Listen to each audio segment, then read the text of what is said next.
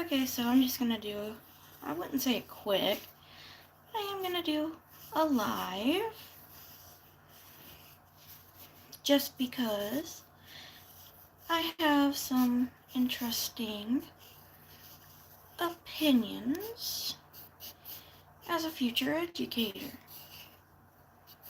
And like I said, if you guys saw my post about how I feel about grades, I stand by that, because it's like grades, yes, they're important. But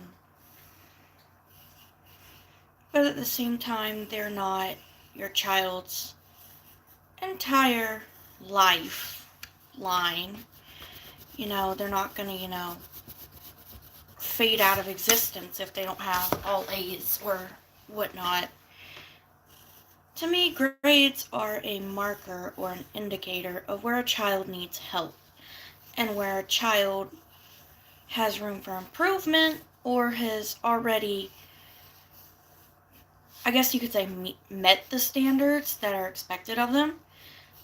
So that's kind of how I see grades, is like an indicator, a marker of, hey, little Susie's got A's and B's in everything. Okay, well, little Susie's doing great. Little Susie can move on to the next group. Whereas, little Johnny's got, a C in math or a D in science. Okay, well, it looks like little Johnny needs some extra help with math and science, and put little Johnny in this group over here. And then you've got, like students like little Tommy who aren't doing good at anything, but they have a really good grade in art. Like, that's awesome. But little Tommy, we gotta help you get your grades up. So we put him in a group, and then we put students that are similar in a group to help them get to where they need to be.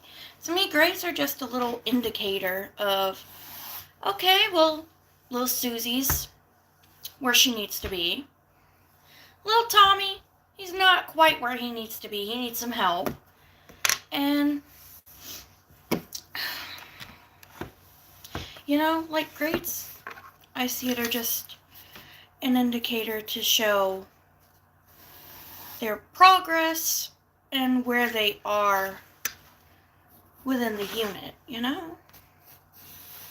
I've always seen grades as like an indicator or a marker of where a child can use improvement or can help their classmates. Like me, I was an A, B, C student.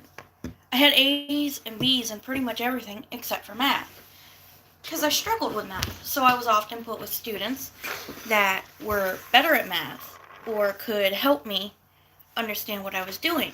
But in the other subjects, I was a student going around and helping my classmates.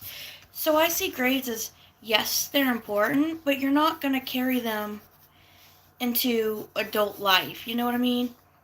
Your transcripts, yeah, because you're going to have to get into college if you're going. So you're going to have to carry your transcripts over. But that's only high school transcripts. That's not necessarily grades. But to me, grades are just a little helper to help the teacher and the parent figure out where their kid needs the most help.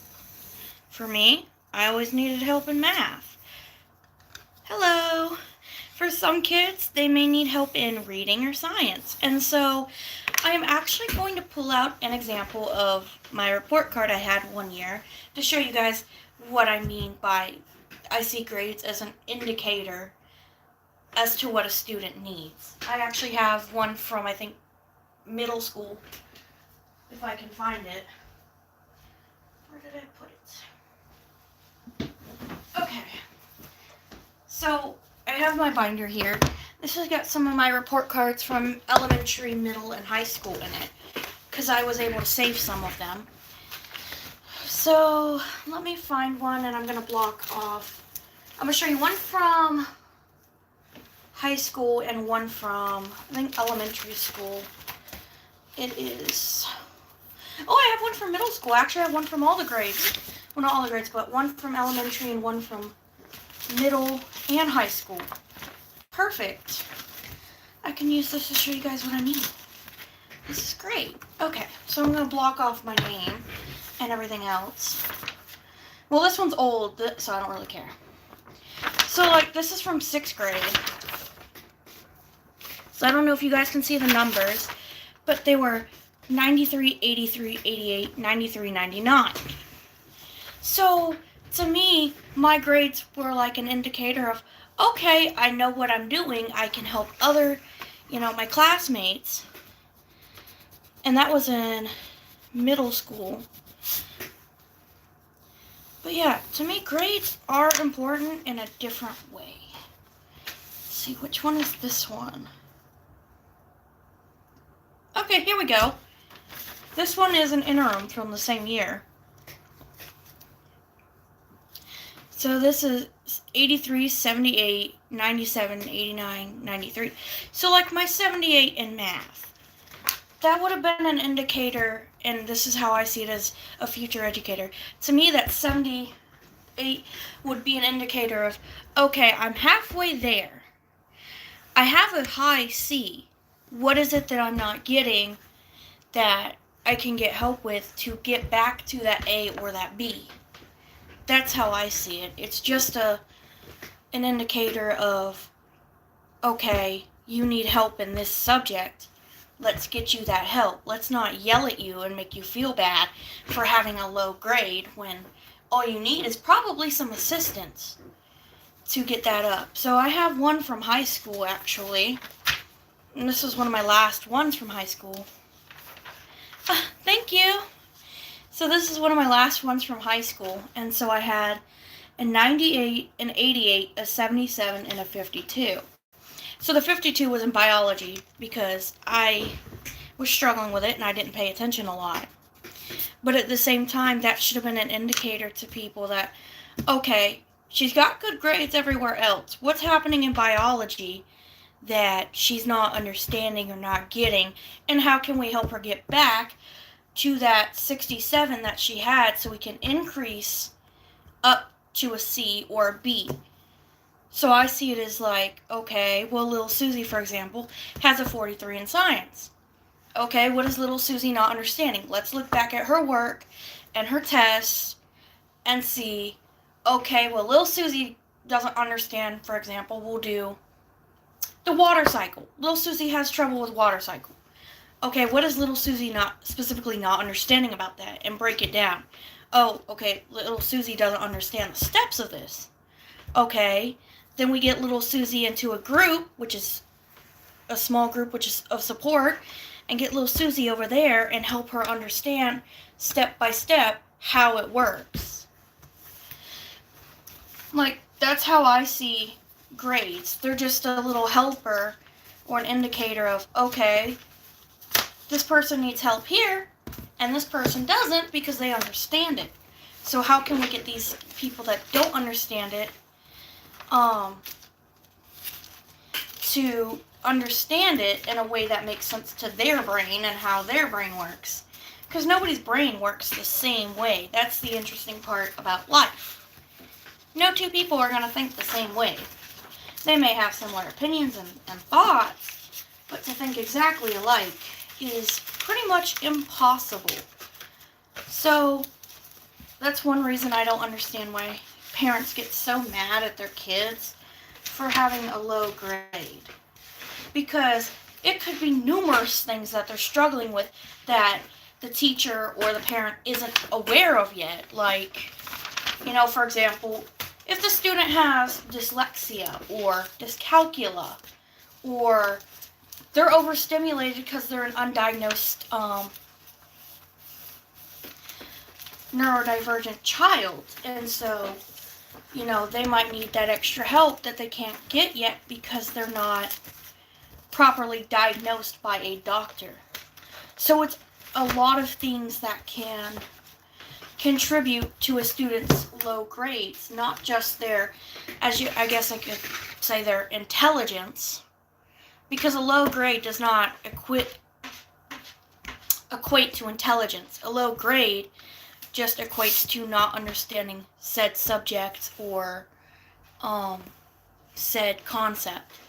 because you can be a smart person and not understand something. I'm a smart person and I really don't understand some parts of biology. But that's okay. I found a way to learn it. But at the same time, it's not an indicator of my intelligence.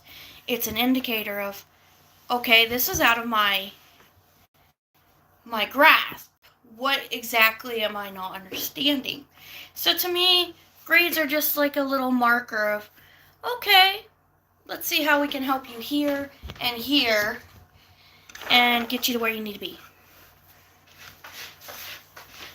So yeah, I see grades as an interesting way to help people, especially teachers and parents, understand where the kid may fall short and where they need extra assistance or don't require extra assistance. Because everyone's different. Everyone's talented and skilled in a different area or subject. For example, English and history are mine. Those are my strong points. My weak points are science and math. So in order to cope for that, I have to do extra studying or find different ways to learn the material. So it's just, well, it's okay if you're the only person watching because, well, not everyone's going to pay attention, and that's okay.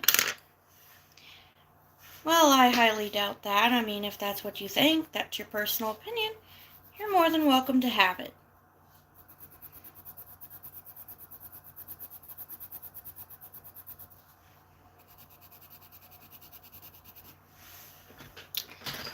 Well, honestly, thank you for your opinion. You are entitled to have it. That's the internet for you. Everyone can have an opinion. Everyone is entitled to their own opinion. An opinion is not a fact. It is an I think statement. I thinks are not proven facts. Anyways, as I was saying, everyone has a strong point and a weak point. When it comes to certain subjects. As I was saying, like, science is my weak point and so is math. But at the same time, I make up for that weak point in history and English.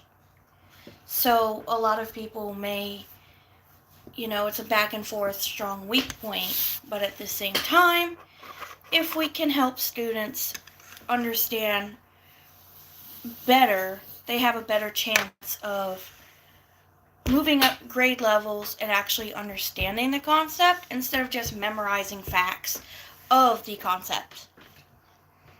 I am not going to answer your question because it is off topic. But anyways, so I don't really have a specific... So the point of my channel is honestly just to have fun. It's like just something for me to do. It's a hobby. That's pretty much it.